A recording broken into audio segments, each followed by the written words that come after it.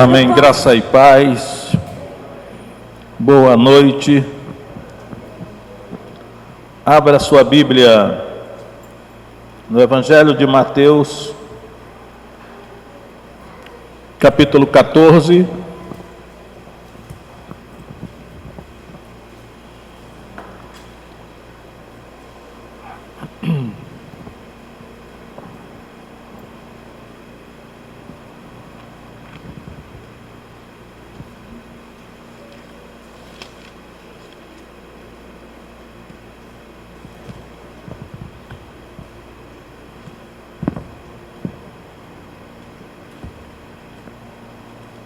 A partir do verso 22.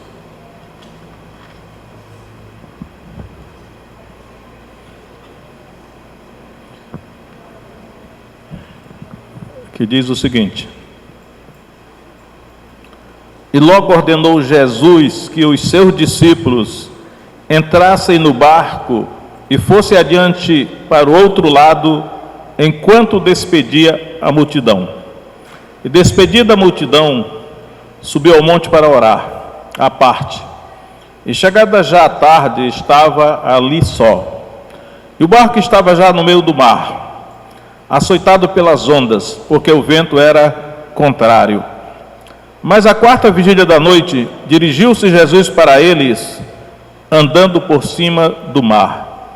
E os discípulos, vendo-o andando sobre o mar, assustaram-se, dizendo: É um fantasma, e gritaram com medo. Jesus, porém, lhes falou logo, dizendo: Tende bom ânimo, sou eu, não temais. Respondeu-lhe Pedro e disse: Senhor, se és tu, manda-me ter contigo por cima das águas. E ele disse: Vem. E Pedro, descendo do barco, andou sobre as águas para ir ter com Jesus. Mas sentindo o vento forte, teve medo. E começando a ir para o fundo, clamou dizendo: Senhor, salva-me. E logo Jesus, estendendo a mão, segurou e disse-lhe: Homem de pequena fé, por que duvidaste? E quando subiram para o barco, acalmou o vento. Então eu quero falar sobre o seguinte título: a quarta vigília da noite. A quarta vigília da noite.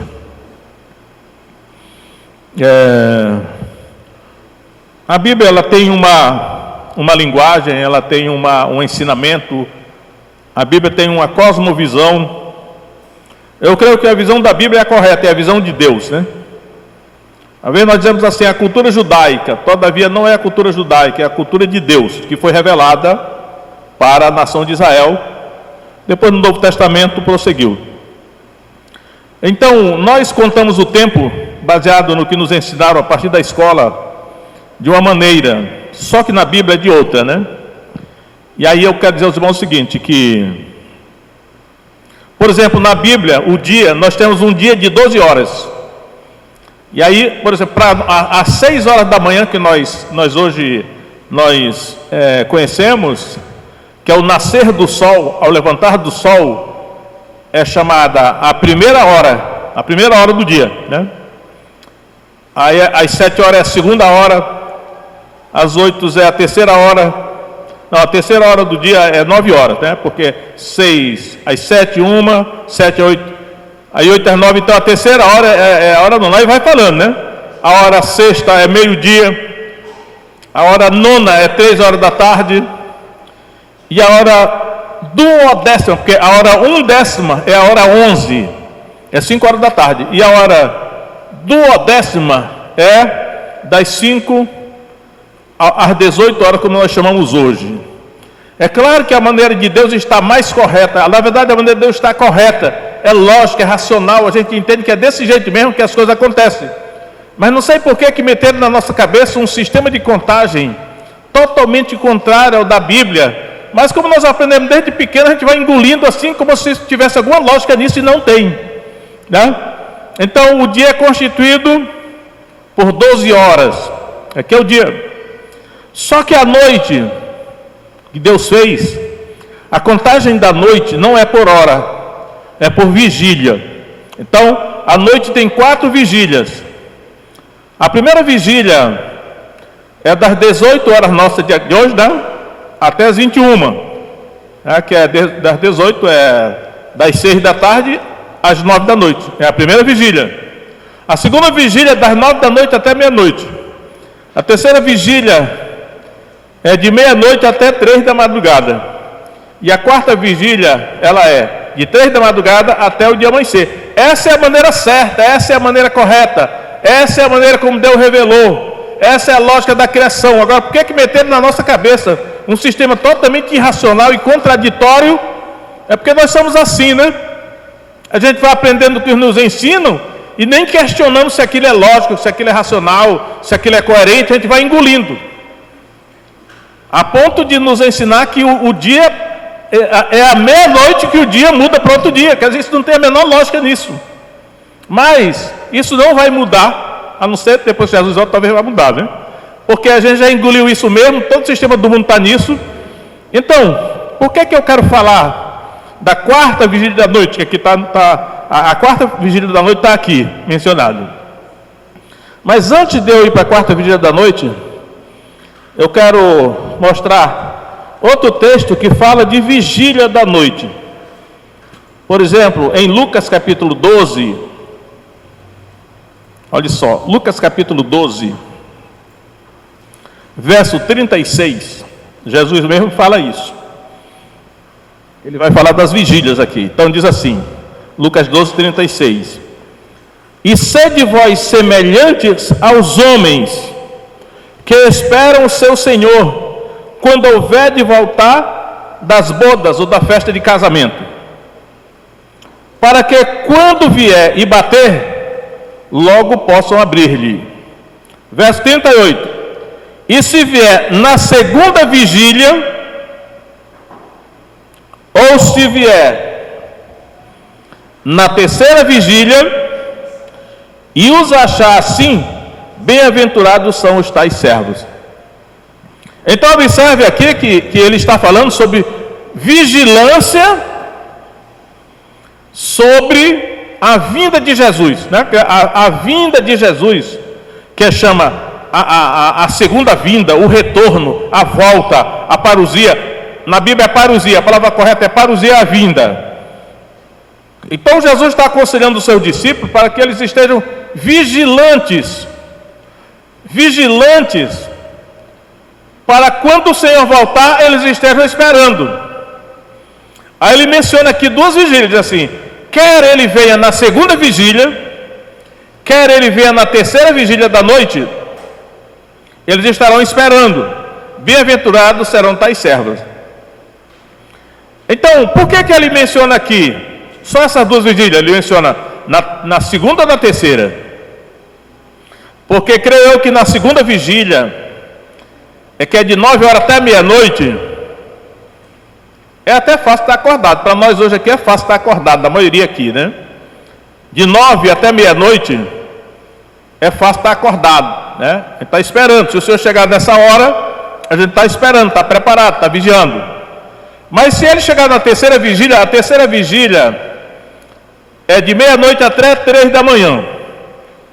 É possível que muita gente aqui ainda esteja acordada, meia-noite, né, até 3 da manhã, talvez não exija tanto sacrifício. Então, a hipótese que ele coloca é essa. Se o Senhor vier na segunda vigília, vocês estarão preparados, esperando. Se ele vier na terceira vigília, vocês também estarão esperando. Eu não sei porque que ele não menciona a primeira vigília. Talvez porque a primeira vigília, que é de 6 às 9, né, da noite. Eu acho que ele não menciona a primeira vigília, porque a primeira vigília é muito fácil. Dificilmente tem alguém dormindo de 6 às 9 da noite. O certo é que ele está falando que o Senhor virá à noite, né? É uma coisa que chama atenção, olha. Ele está falando da vinda de Jesus, olha. O Senhor virá à noite. E aí ele está falando que tem que estar vigiando e preparado, que aqui ele está usando uma parábola, uma comparação, uma metáfora. Ele diz assim, é semelhante ao homem que foi ele se casou, foi para a festa de casamento. Quando ele voltou da festa de casamento, que é as bodas, os servos tinham que estar ali preparados esperando. Aí ele menciona a segunda ou a terceira vigília.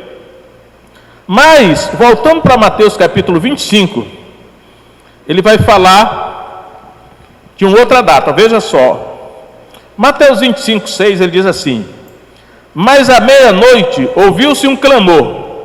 Aí vem o noivo, sair ao encontro. Olha só, agora é meia-noite. É a parábola das 10 virgens, é a festa de casamento. Aqui é a festa de casamento realmente do Messias. Aqui as 10 virgens estão esperando.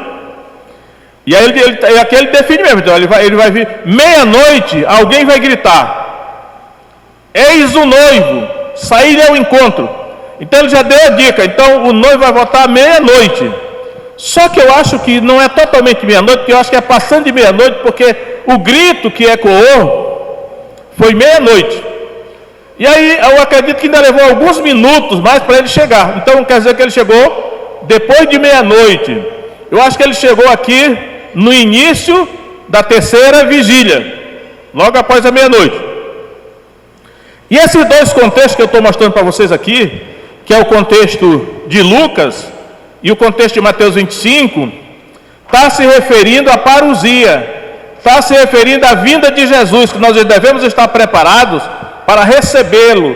Nesses contextos, o que Jesus mais falou foi sobre vigilância, que nós devemos estar vigiando para não sermos surpreendidos pela vinda do Senhor numa hora em que nós não o esperamos. Então, essas vigílias aí da noite. Agora, voltando para Mateus 14.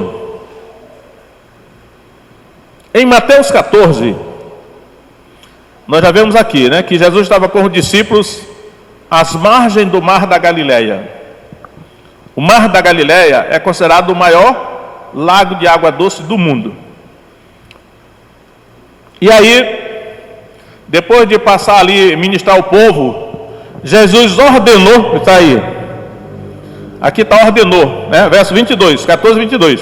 Jesus ordenou que os seus discípulos entrassem no barco e atravessassem para o outro lado do Mar da Galileia. Quando fala aí em mar, a gente pensa no mar Mediterrâneo, que é o grande mar, né? Mas aqui é o Mar da Galileia. Na verdade é o lago de Genezaré, ou o Mar de Tiberíades, o lago de Tiberíades. Então, e aí Jesus manda os discípulos atravessarem para o outro lado do mar no barco. Só que o próprio Jesus, ele fica ali para se despedir do povo, diz aí, né? Enquanto despedia a multidão. E despedir da multidão, então, Jesus despede a multidão, né? Alguma coisa ele fez lá para despedir a multidão. E os discípulos entraram no barco e foram atravessando. E aí Jesus, depois que ele despede a multidão, ele sobe o monte, ou sobe uma montanha. E ele vai orar, né? Olha lá. Subiu ao monte para orar à parte. Que Jesus tinha o hábito de subir o monte para orar. Só que o pessoal aqui do Acre, por exemplo, pelo menos aqui em Rio Branco, que não tem montanha, não precisa subir nenhum monte para orar. Pode orar do quarto mesmo, qualquer outro lugar, né? Aí o que acontece? Para nós nos posicionarmos aqui, qual era o horário? Os horários que eles estavam aqui tendo é assim: chegada já à tarde, estava ali só. Então, a NVI diz assim: à tardezinha, ou ao entardecer. Eu acredito que é assim, ao pôr do sol, quando o sol já estava se pondo, que é o entardecer, Jesus ainda estava lá no monte, orando. E enquanto isso, os discípulos estavam no meio do Mar da Galileia. Então, eles saíram na parte da tarde, mas deu tempo, eles chegaram no meio do Mar da Galileia, tá? Porque eles estavam ali, açoitados pelas ondas. Um vendaval, um temporal, estavam açoitando o barco, né? Naturalmente, possivelmente poderia ser um barco à vela, ou poderia ser um barco a remo só, poderia ser uma canoa, mas eles estavam em apuros, porque mesmo os discípulos sendo pescadores profissionais, do mar da Galileia, porque Pedro e André, seu irmão, Tiago e João eram pescadores e naturalmente tinham experiência com o mar, já estavam acostumados a enfrentar aquela turbulência no mar. Mesmo assim, o vento era muito forte, as ondas naturalmente altas, elas ameaçavam afundar o barco. Ou seja, eles estavam em apuros. E aí, a informação que dá aqui, no verso 25, é essa: mas a quarta vigília da noite, dirigiu-se Jesus para eles, andando por cima do mar. A quarta vigília da noite. A pergunta que eu faço é o seguinte: esses discípulos, eles começaram essa luta provavelmente já ao anoitecer. Eu acredito que eles começaram essa luta na primeira vigília da noite, de 6 às 9 da noite. Agora nós imaginamos quanto tempo esses discípulos passaram lutando para não deixar o barco afundar, lutando para sair daquela situação. Aí você pode contar da primeira vigília até a quarta vigília, tem no mínimo 6 horas. E eu acredito que foram mais de 6 horas, porque quando Jesus foi ao encontro deles andando sobre o mar, ele foi na quarta vigília. E a quarta vigília da noite era de 3 da madrugada às 6 da manhã. A impressão que eu tenho é que Jesus foi ao encontro deles às 5 horas da manhã.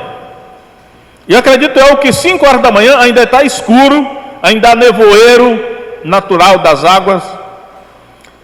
E aí, só que de cima do monte onde Jesus estava orando, ele facilmente via lá embaixo o discípulo no meio do mar naquela luta. E a pergunta que eu faço é o seguinte: por que Jesus deixou os discípulos passar tanto tempo naquela luta? Por que Jesus esperou passar tantas horas e só foi ao encontro deles na quarta vigília da noite? Isso é um princípio espiritual que Deus usa aqui, né? E aí, Jesus de cima do monte, Jesus poderia até voar se ele quisesse. A Bíblia não diz, mas eu deduzo que já que ele andou sobre as águas, ele também poderia até voar. Mas a Bíblia não diz isso, é que estou inventando, né? O certo é que ele se aproximou dos discípulos andando sobre as águas. E aí, eu não quero falar sobre esse assunto, acho que não vai dar tempo de falar hoje não, mas eu quero ver se eu me atenho a esse aspecto, a quarta vigília da noite. E aí Jesus foi se aproximando do barco na quarta vigília da noite. E aí os discípulos tiveram medo, né? Eles viram aquele vulto se aproximando por cima das águas. A palavra medo está aqui no texto 3 vezes. E assim: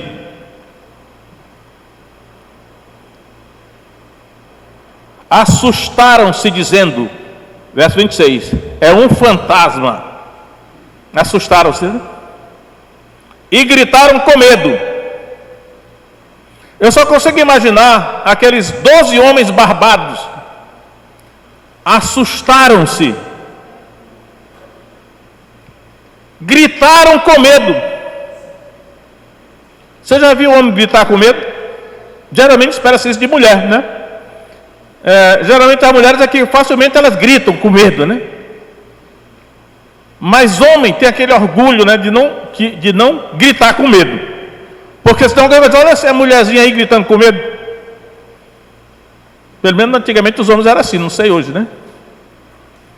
Eu, como fui treinado na Vila Militar, eu fui treinado assim muito porque o militar é treinado para desumanizar. Significa que a natureza a pessoa não muda, mas ela é muito treinada para controlar as emoções, né?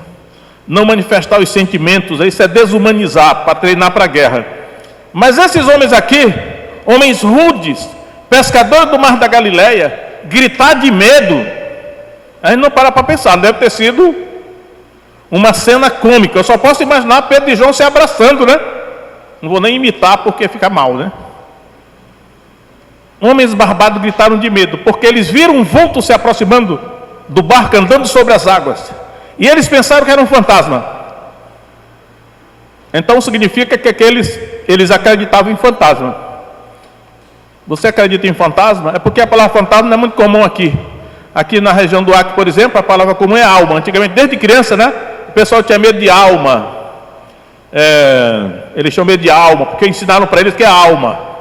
Aquele lá era fantasma que eles acreditaram. Mas na verdade, o que existe são espíritos. Espíritos, existem demônios, anjos caídos.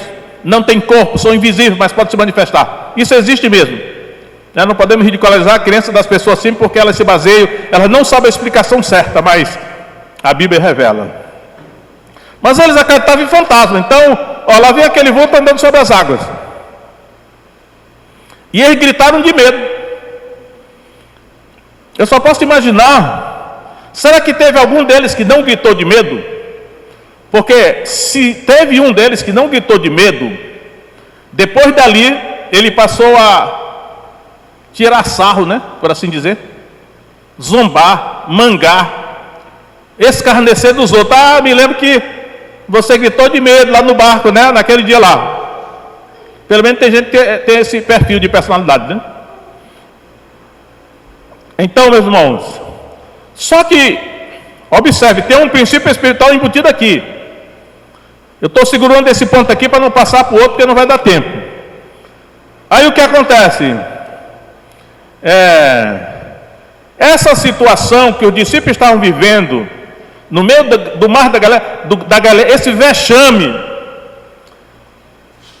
é uma ilustração, é uma demonstração da nossa vida cristã. Eu sempre digo que a travessia dos discípulos por sobre o mar da Galileia para o outro lado representa a nossa caminhada cristã neste mundo. Eu digo, o barco é a igreja. Mas, da mesma maneira como eles foram aqui assaltados pelo vento e pelas ondas, que ameaçava afundar o barco, ameaçava naufragá-los, o barco iria só sobrar. É a realidade para a nossa vida. Todos nós vamos enfrentar situações assim. Quem sabe quantos aqui nesse momento não estão sendo açoitados pelas ondas. E já sabemos o seguinte, olha, eu sempre digo isso também, o vento que açoita, o vento é que move as ondas. Eu acredito que as ondas não têm vida própria, porque as ondas são água, elas não têm vida própria, mas elas são movimentadas pelo vento. Então está sempre associado do vento e as águas, mas é o vento que agita as águas, é o vento que movimenta as águas, e vento é espírito.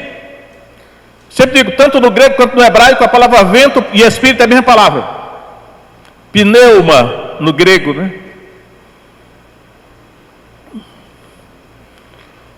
Eu não lembro mais nem como é que é em hebraico agora. Alguém sabe aí? Ruach. Ruach. Certo, né? Ruach. Vento, espírito. Ruach Kadosh, Espírito Santo. Então, a situação que os discípulos estavam enfrentando, na verdade, poderia ser, embora o texto não diga, espírito que estava açoitando as águas para afundar o barco, para matar os discípulos. Satanás veio para matar, roubar e destruir. Ele não parou de fazer isso, ele continuou fazendo. Então, se o seu barco está sendo agitado, o vento e as águas estão ameaçando naufragar o seu barco, pode ser que os espíritos estejam agindo aí. Eles não são fantasmas, eles não são alma, mas são espíritos, e são reais. Só que Jesus está lá de cima da montanha olhando. Aí vem a lição espiritual, é essa, irmãos. Jesus, eu quero sempre usar assim, uma ilustração da paternidade de Deus com a paternidade humana, que é muito diferente. Essa palavrinha aqui, açoitados pelas ondas, já preguei isso aqui mais de uma vez para os irmãos, né? Mas essa palavrinha, açoitados pelas ondas, ela não está aí por acaso. Algumas traduções modernas subtraem essa palavrinha açoitado, mas eu acho que é um erro, porque essa palavrinha açoitado tem que estar aí, porque ela é chave da interpretação. açoitados pelas ondas, porque é um açoite. Um açoite é com chicote, né? E quando você vai olhar lá em Hebreus 12:6, vai dizer lá que Deus açoita a todo aquele que Ele adota como filho.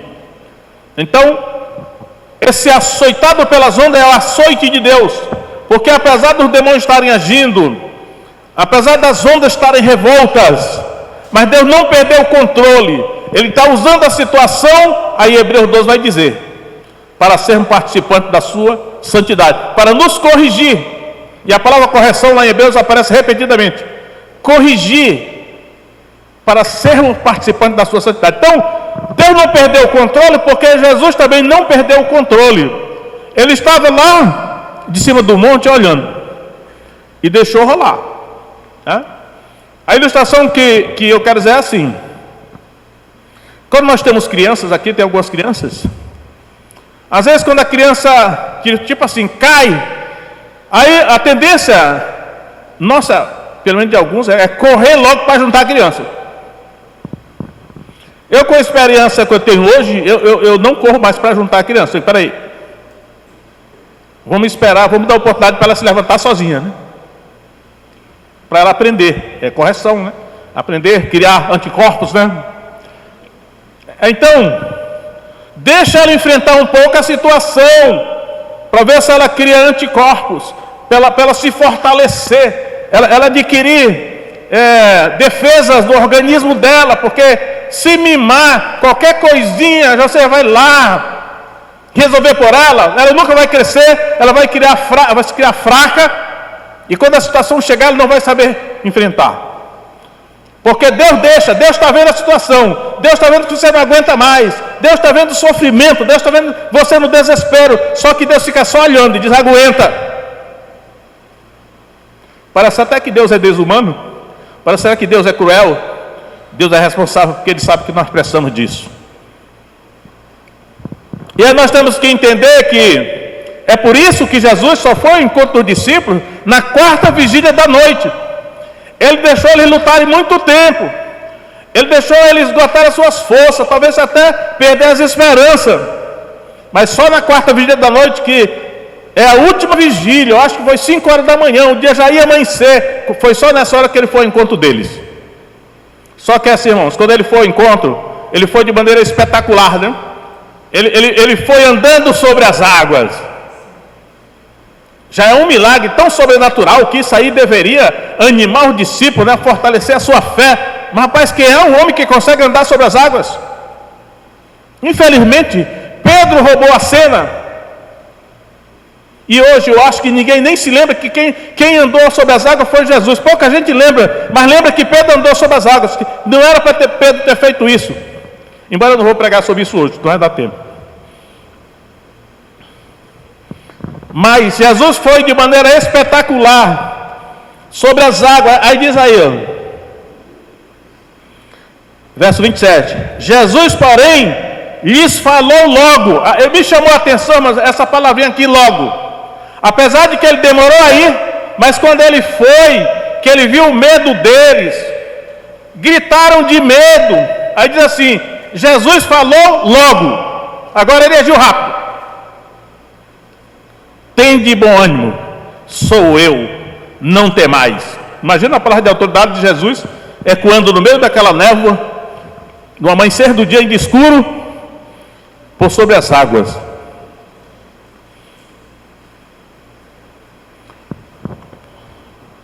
Eu vou parar aqui porque não vai dar tempo, mas quero que fique essa lição aí para você. Olha. Se você está sendo açoitado pelas ondas, saiba que o vento e o mar representam demônios, os espíritos malignos. Eles estão tentando afundar o seu barco. Só que saiba também que Deus está no controle. Ele está usando isso para corrigir a sua vida cristã.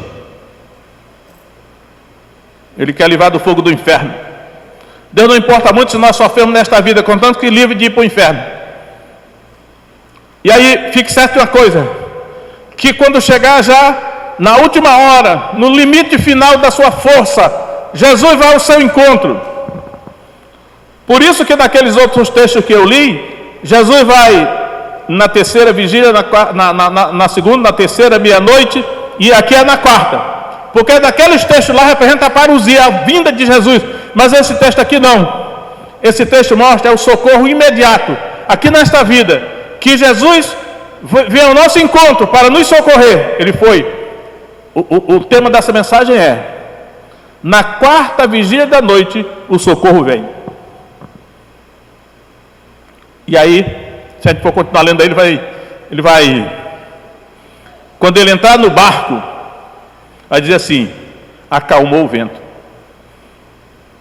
E quando ele entrar no barco, aqui não significa assim: quando você aceitar, Jesus vai acalmar o vento. Não, eles já são crentes, eles já eram crentes. Quem está enfrentando tempestade é o crente mesmo. Mas esse fato de Jesus não estar no barco significa a presença dele mesmo não está ali. Pode até estar espiritualmente, mas não está de maneira para livrar, né? Mas vai chegar a hora que ele virá para livrar e solucionar o problema. Mas aguente o máximo, aguente enquanto pode, não desista. Tem um pastor que eu admiro muito, que ele pregou, ele disse assim, ele terminou dizendo assim: não desista, não desista, nunca, nunca, nunca. Aí eu disse: peraí, mas o que esse pastor está dizendo? Eu não aguento mais, tem história que você não aguenta mais, você vai entregar os pontos, você quer desistir. Ele está dizendo: não desista, porque na quarta vigília da noite, o socorro vem. Vamos orar?